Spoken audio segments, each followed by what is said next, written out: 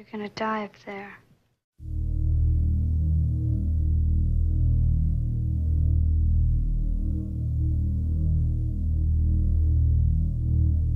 One of the things that's always attracted me to the horror genre is that it's assaultive. The horror genre is not trying to make you think, at least not during the experience. I think that when I go to see a good horror movie, I'm just experiencing. I'm all about the experience. Or when I'm writing a story that I want to scare readers, I'm all about that experience. But I think that if it's really good, there should be something to think about later on. But what I was really attracted to from the very beginning, from childhood, about the genre, is that it's a way of reaching out to the reader or to the viewer and saying, I'm going to take you by the lapels, and you're going to forget that you were supposed to pick up the kids from their scouts meeting or their music lessons, and you're going to forget about making supper when your husband comes home.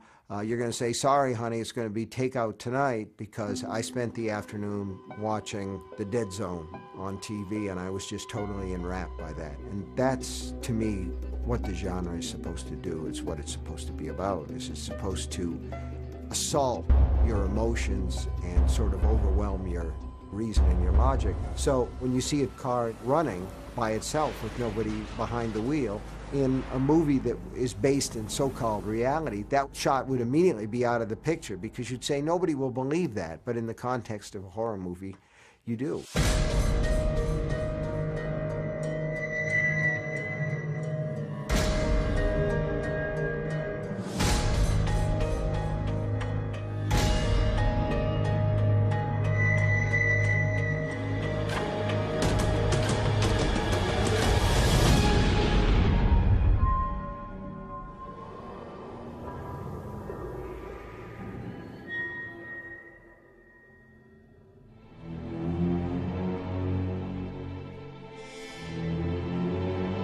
People say to me, what was the first movie that ever scared you? The answer is Bambi, the Walt Disney picture. My mother took me to see Bambi in a theater, and I remember the forest fire and the animals leaping to get away from the fire and being absolutely terrified and coming back and worrying that the house might catch on fire. That's the effect that the unreal has, particularly for a child, that carry it into real life. You wonder what's under the bed. And then I saw Earth versus the Flying Saucers in October of 1957. I was probably 10 years old, and the special effects were by Ray Harryhausen, and none of us had seen anything quite so sophisticated. And if you're a child, you believe. And when I watched the film, it was a Saturday matinee, and in the middle of it, the picture stopped. And the lights came up, and we all looked around at each other, and the theater manager came out and said, we've just heard on the radio that the Russians have put Sputnik into orbit and over the United States of America. It passed over America every 90 minutes. And we all understood what that meant, that we were all going to die, you know? So that is a real case where the art of the unreal and the fact of the real came together. On a very basic level, I was scared to death at the time in the movie theater. And then later on, I would think to myself, that's a really strong emotional reaction. I wonder if I could cause that to happen with my own work. So my immediate response was to go out and write a story called The Invasion of the Star Monsters, where these creatures came down to Earth and laid waste. But Earth versus the Flying Saucers is basically a science fiction movie, but these things do overlap, and the creatures wore these featureless, all-over metal suits. And when they took off the helmets, underneath there were these awful, twisted, degenerated creatures that immediately started to melt away as soon as the air hit them. And that was the horror aspect of it, where again, you know, there's a very simple effect that horror filmmakers are after, and it is the gasp, the turning away. So that's the reaction that a filmmaker is looking for in a horror movie.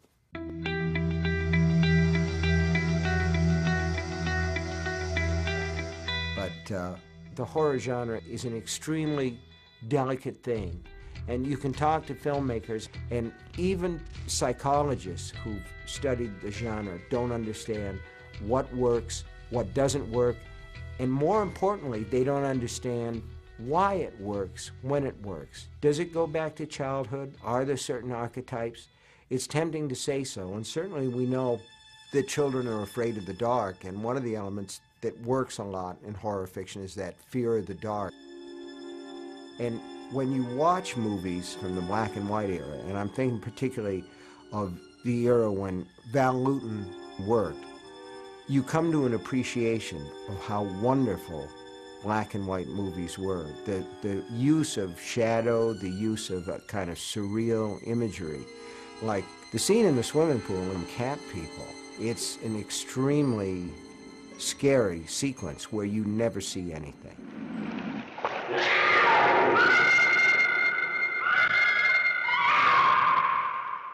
There's also that sense of surrealism that you get with some of the set photography in movies like Nosferatu or The Cabinet of Dr. Caligari, which is still a very scary film. And I remember the first time that I looked at The Cabinet of Caligari, for instance, and thought to myself, whoa, this is really interesting. This has got a very surreal look. I can remember the first time that I saw Todd Browning's film, Freaks. I was very anxious to see it, but it never played on TV because it had the reputation of something that was beyond the pale, that just went too far. And for any horror movie fan, when you hear a critic or when you read a film historian saying, this picture just went too far, you want to see it. Google gobble, Google gobble. We accept her, we accept her. Google gobble, Google gobble. I said to myself, there's no faking going on here. Women with beards and dwarves and guys that have no arms or legs to speak of. You're absolutely riveted to your seat and horrified by what you're seeing. And it has that effect that the best horror movies have of putting you in a position where you'd like to turn away and you can't.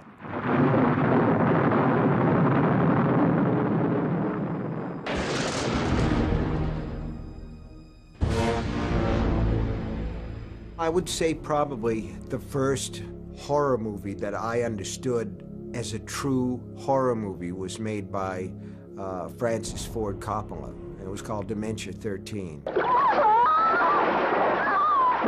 It's a black and white movie, and it is an absolutely terrifying movie about an axe murderer. So that one terrified me as a kid because of the axe murders. And then a few years later, George Romero comes along with Night of the Living Dead. I knew nothing about the picture. I was in college at that point. And I went into the city of Bangor, which was about 8 miles from where I was living on campus, on a Thursday afternoon. The theater was empty, except for me and 2 or 3 others. Big old movie palace from that period with the chandelier down and just a cavernous place. The perfect place to have the absolute wits scared right out of you. And I had no idea what the movie was about, except that it sounded like it was about zombies. But my experience with zombie movies had been things like Macumba Love and I Walked with a Zombie. They weren't terribly scary movies, so I really wasn't expecting a whole lot, but I had the afternoon. And the movie starts with a man and a woman in a graveyard putting flowers on their father's grave. And the young man starts to tease his sister about how scared she always was to come there. They're coming to get you, Barbara. And there's this guy wandering around that looks like your basic wino. He's just shambling, sort of, but you don't think of him as a dead person. He doesn't look like a dead person in a standard horror movie. He just looks like a guy in a kind of baggy suit until the shambler comes over and dashes this young man's brains out against a gravestone. And at that point, you say to yourself, I'm in a different world. This has just jumped into a different level of horror. As a sequence, it's genius. It's an evil, genius piece of work. You're just absolutely terrified. But I think that the shelf life of horror films is limited in terms of the emotional response of the viewer. The first time that you see Night of the Living Dead or Dementia 13, you're absolutely riveted. The second time, you're scared. The third time, the film has lost something essential that it had the first time. Now, people continue to go back and see The Night of the Living Dead, but what they're experiencing isn't horror at that point. It's the memory of the horror that they felt the first time that they saw it or the second time they saw it. But that's also one of the magic elements of the movies, is that it not only causes us to experience emotions, it causes us to re-experience them and then to remember where we were and how we felt. But you know, the thing about zombies that makes them so terrifying is they won't stop. Whether they shamble or whether they run really fast, the fact is they won't stop.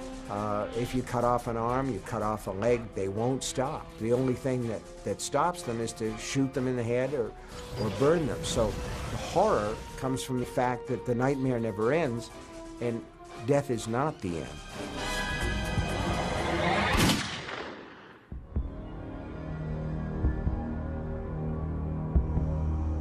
I think that every good horror movie has a character where we can put our fears. It's the fear basket character, where we can say, I'm safe with this person. This is the person that I'm supposed to identify with.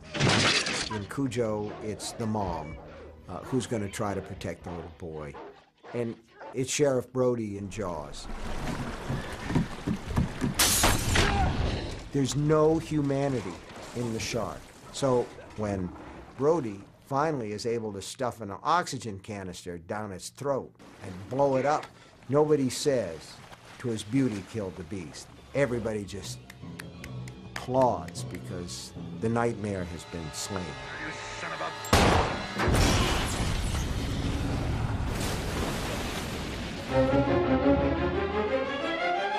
In the greenhouse, I was working. I couldn't see. Yeah. Then a blast of cold air, and I heard Olson scream. When I turned, the thing struck at me. In The Thing, and then John Carpenter's remake, there's never any audience identification with that creature. We're totally with those people who are in that situation where they're isolated. It's a beautifully made piece of work.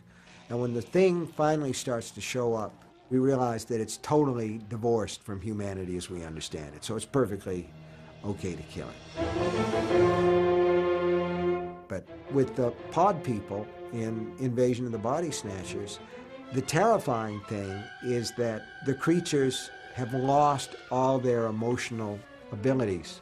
There's no real sense at all of love, hate, caring. There's no sense of humor.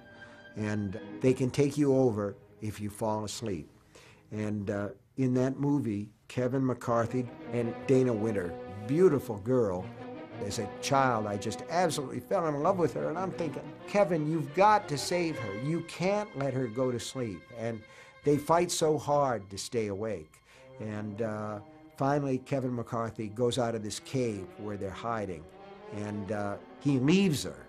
And when he comes back, she opens her eyes, and we understand that she's no longer the girl that he fell in love with. He's no longer Becky. And there's such a feeling of horror when we realize that she has become one of them. But you have to remember that most horror movies have some sort of a subtext. They have something there that makes them work because we're able to make a connection to real, actual life. And the subtext of that movie is very, very clear, talking about how people can give up their individuality, their sense of self, their sense of right and wrong, their morality, and become part of this marching horde of creatures. And it was easy at that time to say that what was going on in that picture was a reaction to McCarthyism, to the sort of blind hatred and fear that McCarthyism summed up in some people. But I suspect that the filmmaker, Don Siegel, I think that what he might have been thinking about was Nazism at that time, the way that took hold and took over the German people.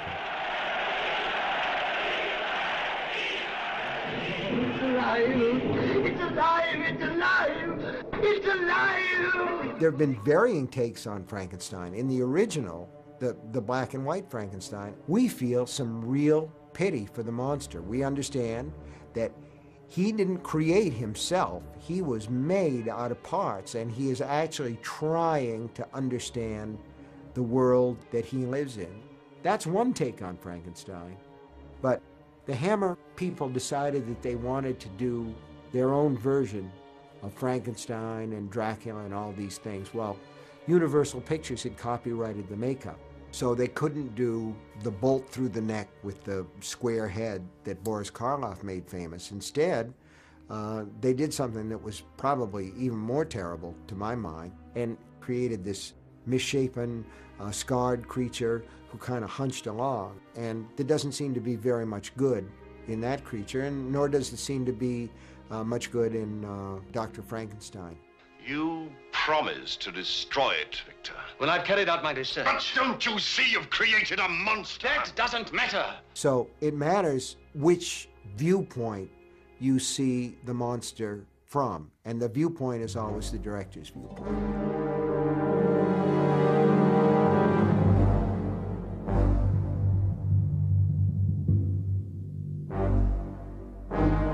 Part of the reason it worked was because The Creature from the Black Lagoon was in 3D, and that led to a dimension of reality. Again, it was something that we hadn't seen before, and it was something new. I don't know what you'd call it. It sounds incredible, but it appeared to be human. You knew that it had to be a guy, even if you were 5, 6, 7 years old. You knew it had to be a guy in a rubber suit. And yet, when he grabs the girl and takes her under, there's this sense that he's just the most horrible, terrible creature there is. At that point, you say to yourself, it really is the creature from the Black Lagoon. Even a man who is pure in heart and says his prayers by night may become a wolf when the wolfbane blooms and the autumn moon is bright. I never cared for the werewolf movies very much at all.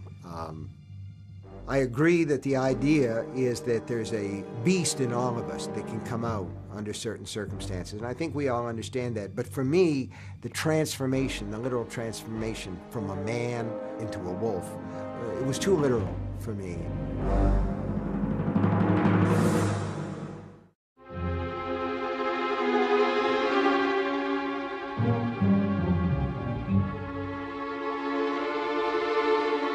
All right, this has always been a low-rent genre. There's no doubt about that. But I still have a big affection for the monster pictures, the B pictures from the 50s and 60s. A lot of them were Samuel Arkoff specials, Roger Corman deals, American International Pictures, where a lot of times they would simply start with a title. Someone would say, well, we're trying to get the teenage audience here. How about I Was a Teenage Werewolf? So it's a ridiculous title, but they go out and they make the movie, very low budget, Michael Landon, starring as this angst-ridden kind of guy. There are actually, there are echoes of the Twilight books in that movie, I Was a Teenage Werewolf, because really when you start to think of it, what is Twilight? It's I was a teenage vampire. So, you know, everything comes around and goes around.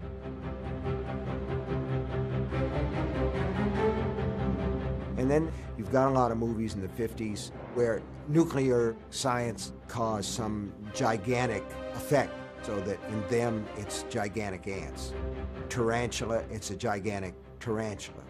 The reason that we're afraid is because we have this understanding that the nuclear weapons are out there, they cause death and terrible suffering. So this becomes lodged in the subconscious, and when you say, as a filmmaker, these things are scary to me, therefore let's put it in a movie and it will be scary to somebody else. I am William Castle, the director of the motion picture you're about to see. At any time you are conscious of a tingling sensation, you may obtain immediate relief by screaming. William Castle was the great huckster of horror movies in the late 50s and the early 60s. He had everything going. I mean, he made a picture called The Tingler, where at one point the film just stops and Vincent Price says, "Ladies and gentlemen, please do not panic, but scream! Scream for your lives!" And then if the theater owner did what he was supposed to do, there was a kind of a there was a kind of a joy buzzer under a few seats so that the seat would actually go kind of like that, and that was the tingler. There was macabre, where you could take out an insurance policy, and if you died because you were so scared in this movie, which isn't scary at all, so it was a pretty safe bet. He had a lot of gimmicks going on, and he was into the idea of, we're going to make our money back in 2 weeks, because after that, word will get around this thing is a total stinker. But you have to remember, too, that Castle was behind Rosemary's Baby, so he was not incapable of making a good movie. Are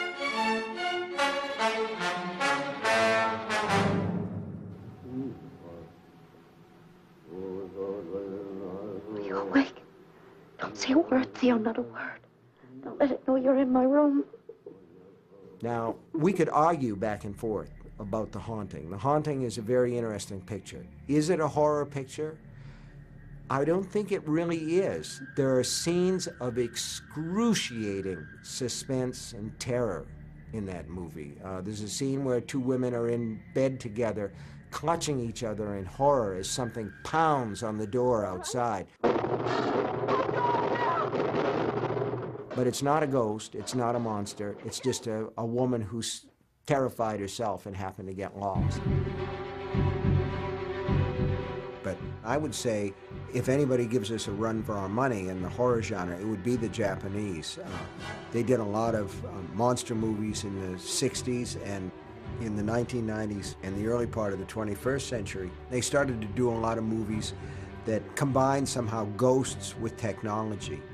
One of the big ones was Ring, which deals with a cursed videotape that if you watched it, and that was a movie that actually had a buzz, a little bit like The Exorcist, the idea that you have to be really brave to look at this movie because it's really scary. And it was very surreal, interesting movie, and actually the American remake of The Ring was interesting too.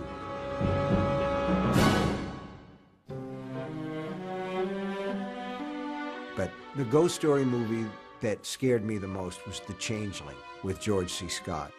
He moves into this house that's haunted, and it has some terrific, terrific, scary imagery in it that's sometimes overlooked, but it's a wonderful piece of work.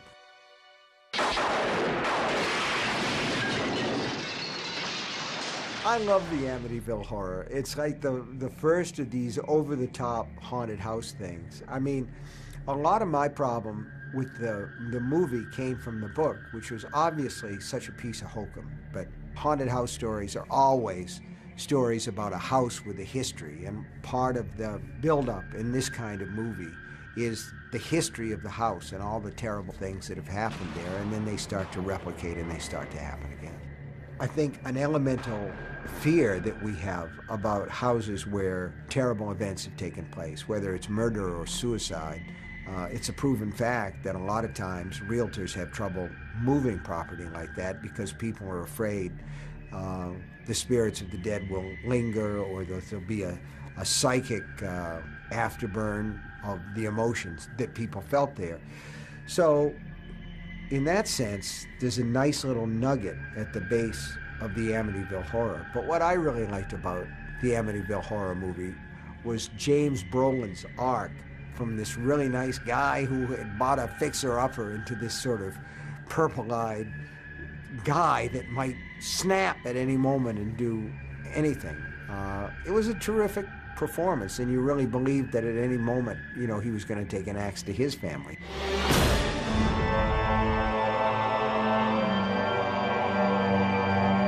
Well, for me, the really scary vampires were in the horror comics from the 50s. I was never particularly frightened by Bela Lugosi.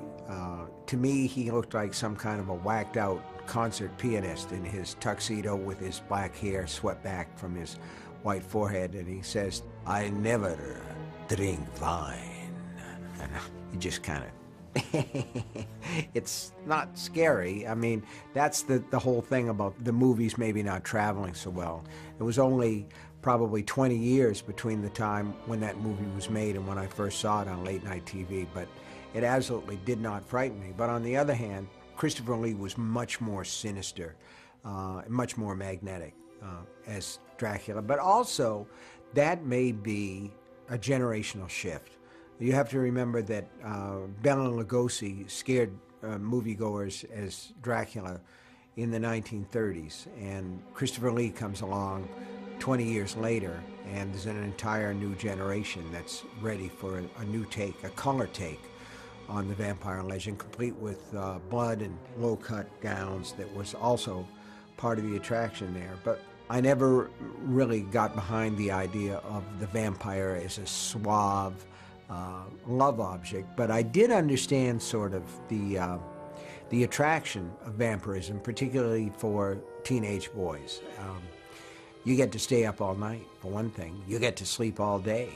And you get all the pretty girls because they're just totally fascinated by you. And the whole act of sucking blood from the neck is a kind of symbolic sex act. And certainly Bram Stoker, when he wrote Dracula and kicked this whole thing off at the end of the 19th century, understood that. Dracula is a panting engine of sexuality. But my idea of the vampire was more when Tobe Hooper made Salem's Lot for TV. He used the character actor Reginald Nalder as Barlow the Vampire. James Mason was the suave Igor figure in that Straker. But Reggie Nalder came by his terrible looks in a perfectly normal way, if you want to call it that. He was burned in a house fire, so that he had a real, almost like a golem, melted look. And to me, that's the basis of the vampire as I've known and loved him, which is a figure of horror, something that's repulsive, who may take the guise of a young and handsome man, but is really old and twisted and evil. But it's interesting to see how the vampire myth has been bent and shaped by various filmmakers. Take I Am Legend by Richard Matheson. It was made into a Vincent Price movie that's called The Last Man on Earth, which is a really interesting, moody, atmospheric piece of work. And then Charlton Heston comes along, and then it was made into a Will Smith version that came along later.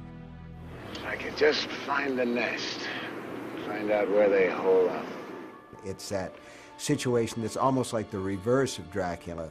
In Dracula, the vampire is alone, and the good guys are ranged against him. But in these films, we've turned it around so that the vampires are the winners. And you have one guy, and there are some very exciting possibilities inherent in that.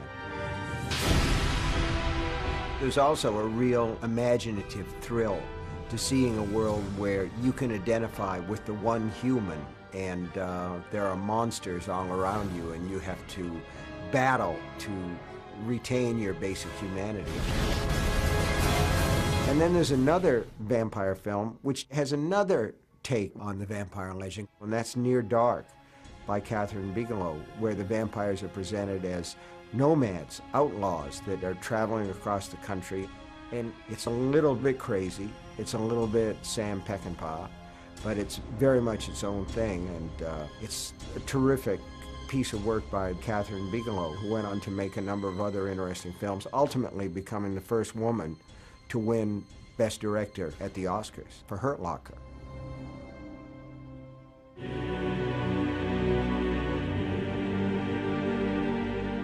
Horror movies often work better when we have a stake in the game.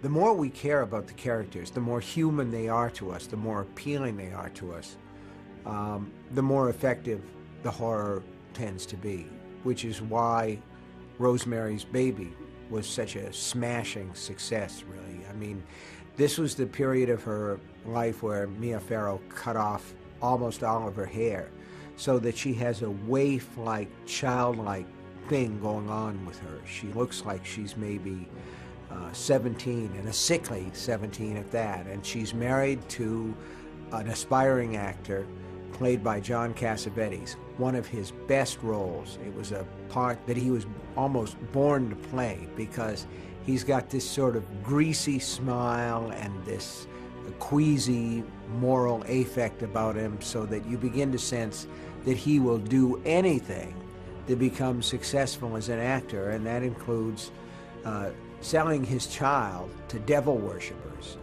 But the secret that the film is withholding from us is that they don't want to use the baby for sacrifice. The baby is the Antichrist itself, and that's a wonderful, horrifying ending. At the very end, the movie tops itself when Rosemary decides, no matter how horrible it may be, she is still the child's mother, and she comes on board with the Satanists. But it works because we love Mia Farrow as Rosemary. It's a wonderful piece of work.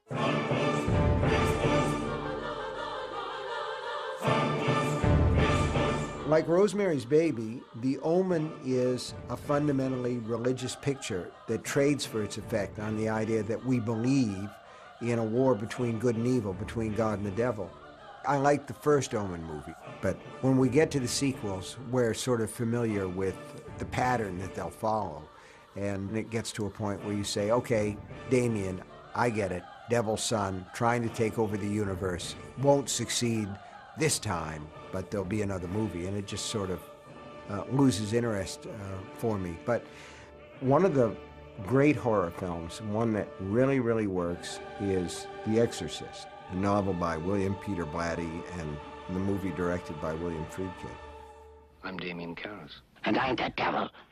Now kindly undo these straps. I remember when my wife and I were going to see The Exorcist, and we were going to go to a late afternoon show, and we decided that we would take a nap before the show, and we laid down, and neither one of us could sleep because we were thinking, we're going to go see this picture, and there had been all the stories in the paper about how awful it was, and audiences were fainting, and people were running out of the theater. And finally, my wife, Tabby, sat up and said, all right, if we're going to do this, let's go. And to me, she sounded like a green paratrooper getting ready to jump out of the airplane for the first time, because it had those expectations built up beforehand. Your mother's in here with us, Karras. Would you like to leave a message? I see that she gets it. When we finally saw The Exorcist, we actually did think it was a masterpiece. It wasn't just the story. It was the way that the story was told. There's a kind of tension to the cutting. And that story is told in a very tight, taut fashion. And as the movie goes on, every time the priests walk up those stairs toward that room where that monster is, we feel a greater and greater sense of terror. That's terror. But when we're in the room and we see the decayed state of the little girl's body, that's a visceral reaction, and that's really the difference. You know, terror is something that lives in the head, whereas the reaction that we have to horror is a more visceral reaction. So those are really very different things.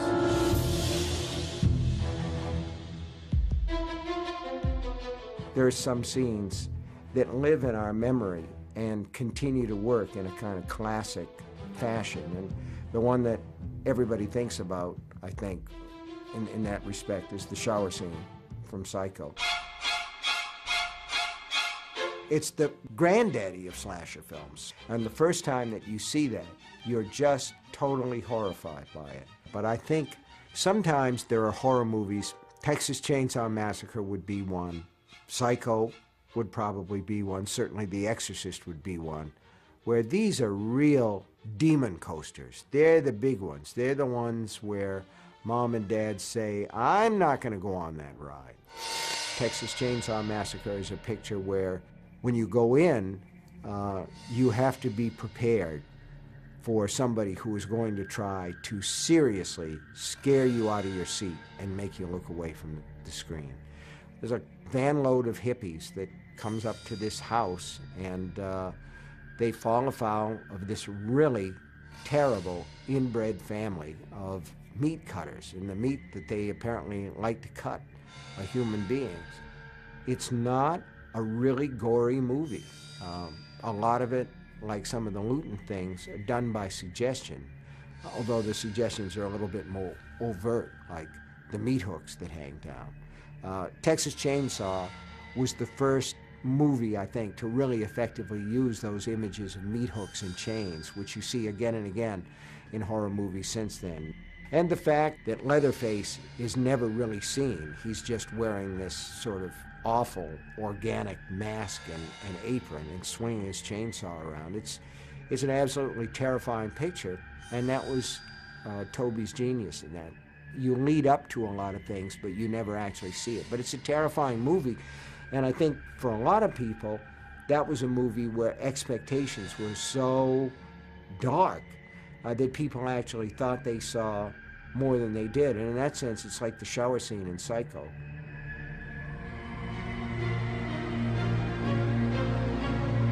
I can remember the first time that I saw Halloween. Most people can. They can remember the first time that you saw Jason, Friday the 13th movie. You know, if you go back and look at A Nightmare on Elm Street, the first one, it's a work of genius. It's absolutely terrifying. The concept, the root concept is so simple and so elemental. The idea that your nightmares can follow you into the real world. It subverts everything that we know and everything that allows us to coexist with the whole idea of nightmares. You have this terrible dream, and then all of a sudden you're coming awake and you say to yourself, oh, thank God, that never really happened at all. But in the original Nightmare on Elm Street, Freddy is able to follow you into the real world so that literally the nightmare never ends. And that's a really terrifying concept. But you have to, at some point, get real about this genre. And you can analyze it and you can talk about what works and what doesn't. But at bottom, there is a tendency in human beings to want to slow down and look at the accident. It's very human. It's part of the survival instinct to say, well, it happened to them. The worst happened to them, but I'm safe. I'm still okay. So that's one of the low cravings, if you will, that horror movies satisfy.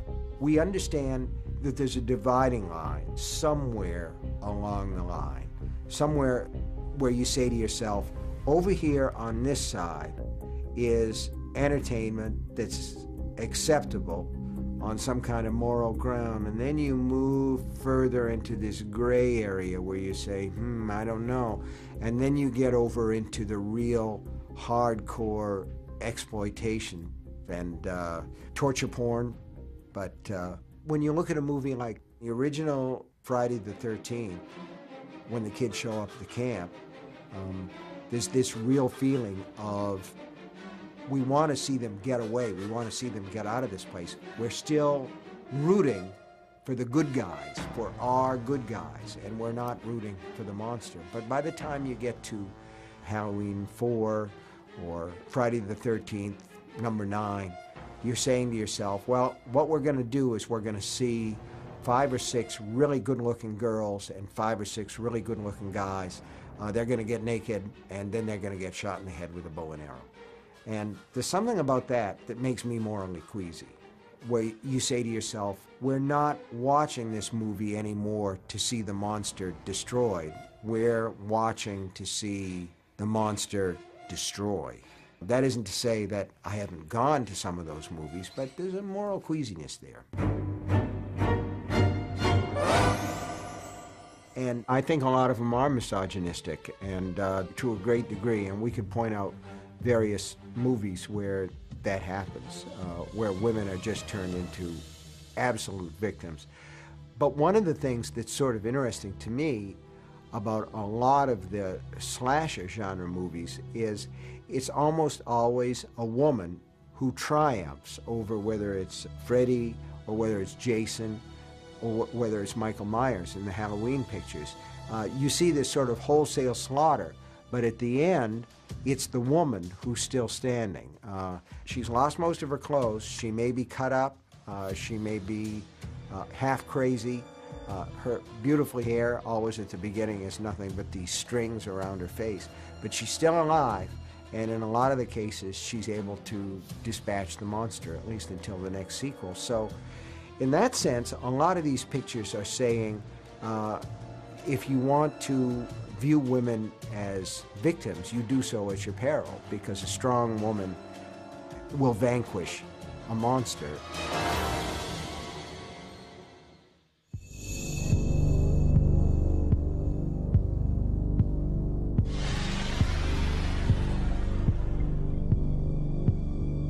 Carrie was a terrific piece of work, and there terrific acting by Piper Laurie. She was nominated for an Oscar, but did not win it. And Sissy Spacek was nominated and didn't win it. And both of them were really good. But I first saw the movie, this was when I was very young and very new at the business, and nobody would ever think of giving such a minor creature as the author a screening. So I had not seen Carrie, and I had not read the screenplay. And I went to see it at a preview in Boston. My wife and I went, and all we knew was that there was going to be an 8 o'clock screening of Carrie a week before the wide opening of the picture. What we didn't know was that the movie that it had been paired with at the theater was Red Fox in a picture called Norman, Is That You? It was an urban audience, and it was almost 100% black. There were very few white people in the audience. And my heart just sank, because I thought to myself, this is not going to go well. This particular audience is probably not going to relate to this skinny little white girl in an upper middle class suburb with her menstrual problems. But they did. It's one of the most heartening examples in my mind of the way that art levels all walks of life, all cultures, all races. They cared, they identified with her, and they cheered basically when she pulled down the gymnasium and the whole place caught fire. But the genius of Brian De Palma was that he fooled us into taking our armor off just before the movie was over. We unarmored in our minds. We were already thinking about where's my coat? Make sure that my wife gets her hat. Do you have money to pay the babysitter when we get home? So you're totally open and totally vulnerable to what happens. Now, at least I knew there was something. The audience had no clue. So at the end of the movie, when Sue Snell, who was played by Amy Irving, is going to put flowers on Carrie White's grave, a hand comes up through the grave and seizes her, and the audience went to the roof, totally to the roof. And they screamed their head off, and it was just the most amazing reaction. And I thought, we have a monster hit on our hands, and Brian De Palma has done something new. He's actually created a shock ending that shocks an audience that was ready for a horror film. And there were several people who did it after that. The original Friday the 13th had that same kind of ending where you think everything is going to be okay. There's a canoe on a placid lake, and all at once Jason leaps out of the water. And so it became, after a while, part of the horror movie tradition to do that. Careful. This is the moment when the supposedly dead killer comes back to life for one last scare. I have a real problem with The Shining, and Stanley Kubrick knew that I had a problem with The Shining. I had a discussion with him beforehand.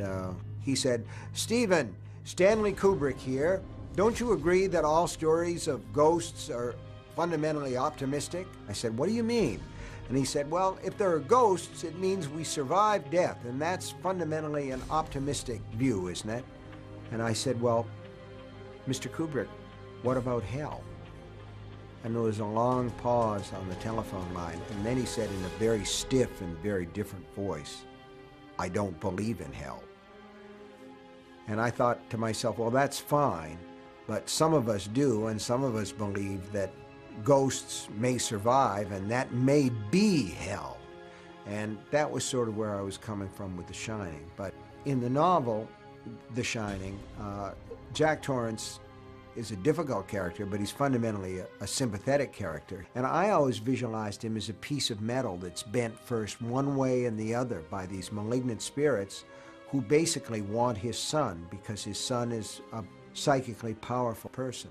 So I saw these all as warm characters, characters that were being threatened by forces from without, from ghosts, from real supernatural creatures. And the film is extremely cold. Stanley Kubrick saw The Haunting as coming from Jack Torrance, from the Jack Nicholson character, whereas I always saw it from outside. So we had a fundamental difference of opinion about it. I always thought that the real difference between my take on it and Stanley Kubrick's take on it was this. In my novel, the hotel burns. In Kubrick's movie, the hotel freezes.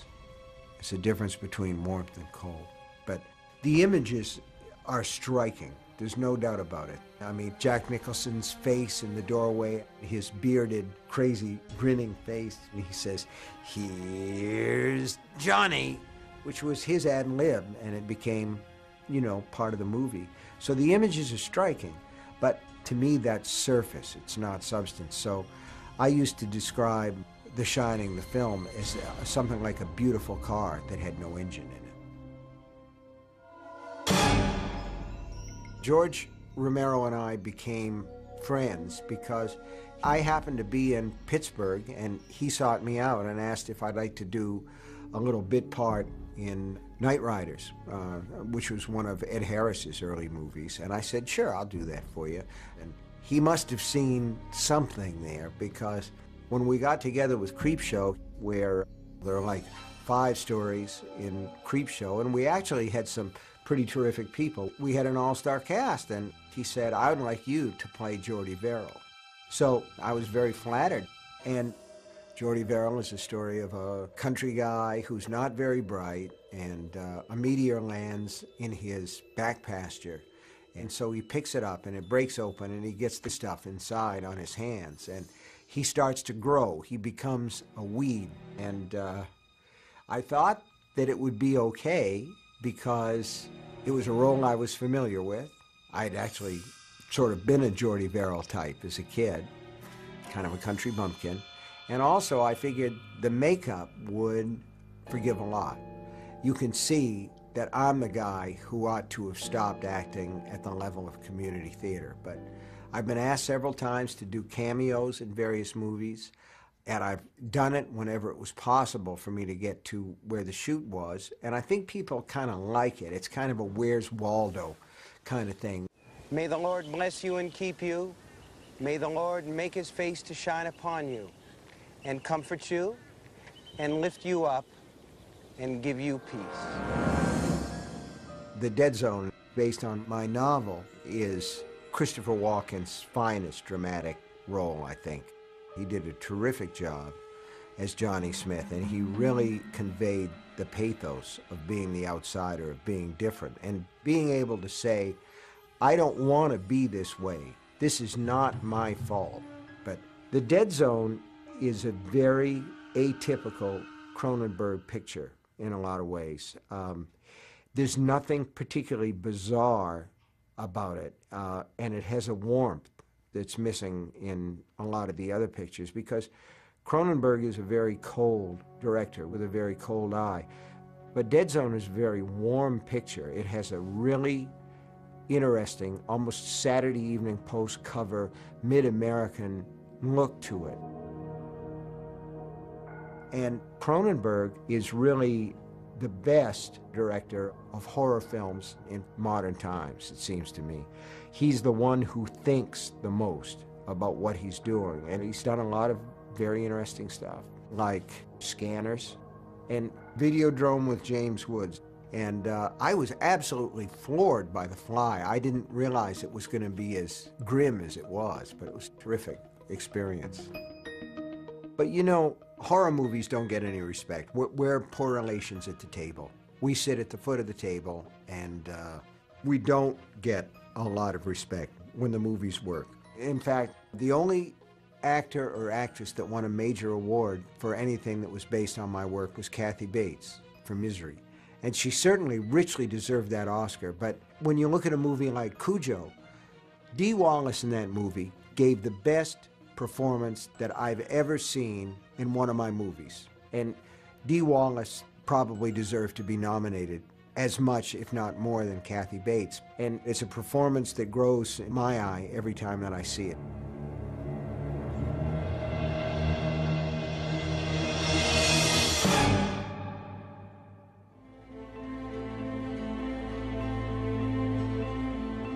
When the horror, the splatter stuff started to show up, things start to change a little bit, and you get these movies that are extremely bloody, but we've all gotten wise to the effects, the blood bags, the face masks, all the things that work to create the illusion that people are being dismembered alive on the screen, so that a numbness sets in. But then a movie comes along that breaks the mold. And I'm thinking about the Blair Witch Project, which was made for a very, very low budget and grossed mega millions of dollars. It isn't the sort of picture that any major studio would have greenlit. It's lo-fi, handheld camera stuff, but it works.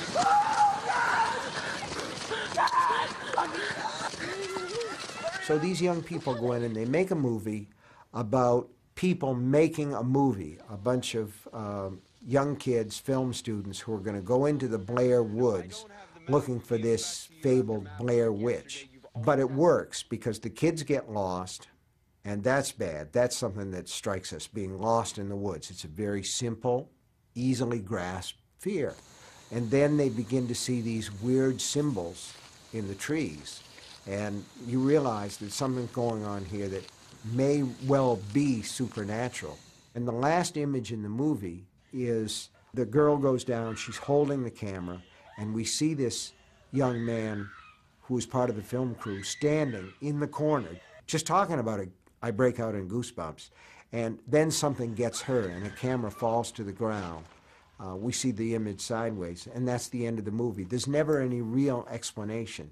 And to my mind, that's where the real horror lies. I saw the Blair Witch Project in 1999. I saw it on a screener originally. And about halfway through it, I turned it off because I was too afraid to go on. And Paranormal Activity is the same kind of movie, and it works for the same reason. And one of the things that makes horror so attractive to young filmmakers, to people that are breaking into the genre, first of all, it strikes them as sort of an outlaw genre, and it is. But also, they're allowed, in a lot of cases, to do things that the majors simply won't touch because they're unable to see any profit potential. Sometimes the profit comes when you're not trying to aim for the buck. But the horror movie and the Western are almost always there. But they do go through cycles, and I still believe that you see bulges in the amount of interest there is in horror films. And the more worried we are, the more horror movies show up. But as far as the future of the horror genre goes, it's impossible to say. Certainly, there have been technological innovations in Hollywood that have to do with special effects. They come with their own danger, and the primary danger is that all of a sudden you will have story supporting special effects instead of special effects supporting story. That's going to be a danger. 3D is going to be a danger because they're just simply depending on that 3D thing that's coming out of the screen at you. And it doesn't necessarily translate into goosebumps.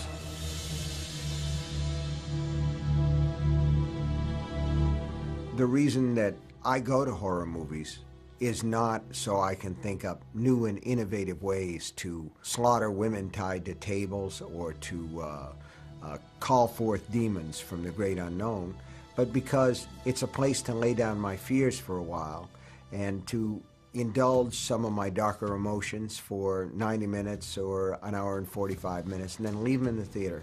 But we all recognize that these films, on some level, appeal to what's the worst in us. And when we speak about the freak or when we speak about the other, we're talking about this really unlovely tendency in human beings to stone the outsider. The peasants come after Frankenstein with torches, and I don't know how many times we've seen Dracula staked, but the horror movie allows us to go in and to actually give free rein, if you will, to a lot of our prejudices, which are all fear-driven. And that's what a horror movie dines out on. It is a fear-driven genre. And when we come out, maybe we're purged a little bit. That's the basic idea of catharsis. And that's one side of it. But if a movie has a supernatural side to it, it's a chance to exercise my imagination, to really give it wings and let it fly. And that's the best part about writing stories, and that's, to me, the best part about watching movies. One of the great powers that movies have had from the beginning is to take us out of our own troubles. But you know, you go to a movie and you see something that's really terrible, and it's awful to say, but it's true. You come out and say, well, my problems are nothing compared to Jeff Goldblum. I just saw him get turned into a human fly, and that makes my life look a lot better. And for a while, this story, this act of the imagination, this sustained act of make-believe, took me out of myself. It took me out of my own problems. So I think the horror genre will continue to be vital. It's thriven in all the various decades of the American film. Other films come and go in popularity, but horror films have always been a part of our culture.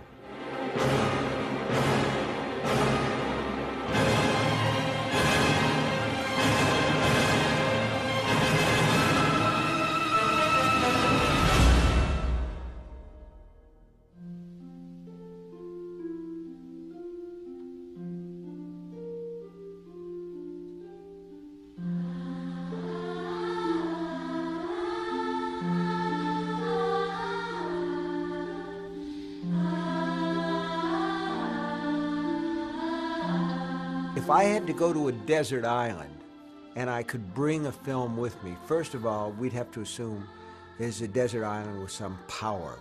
Certainly I would want to watch Casablanca. That's a film that I'd want to have. And I'd want to have Citizen Kane with me. But if for horror films, I know that I would want Psycho, and I would want to have The Exorcist, Dawn of the Dead, both versions, the Zack Snyder version and the George Romero version.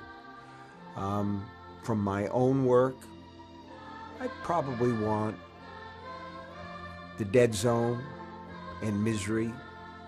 Can I have three? I'd maybe want Cujo as well. Those are all pretty darn good movies. There are other movies made for my work that aren't horror movies that are good, like The Shawshank Redemption and The Green Mile. But for horror movies, yeah, I think I'd want those. Now, if I had to take just one horror movie, boy, that's a question where all these movies flood in at once and say, pick me, pick me. But I guess I would probably pick the original Invasion of the Body Snatchers.